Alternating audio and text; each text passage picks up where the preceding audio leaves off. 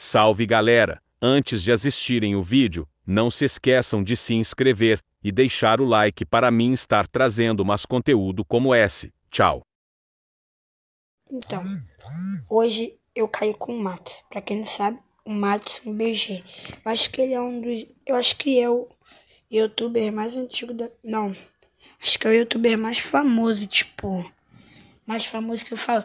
O Senhor Pedro. Muitos podem pensar que é o Senhor Pedro, mas não é, porque o Senhor Pedro já tinha 1 milhão de inscritos antes dele começar a gravar sobre Blockman. Aí depois que ele continuou, ele ganhou mais 1 milhão.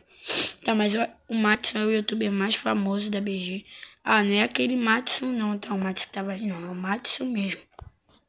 Então, eu caí com ele, eu não cliquei com ele, eu tomei um pau dele.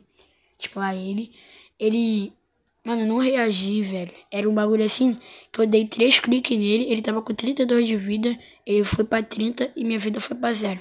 Tipo, eu vou deixar o clipe aí na tela pra vocês verem como é que foi o meu X1 contra ele. Tipo, não foi meio que um X1, tá ligado?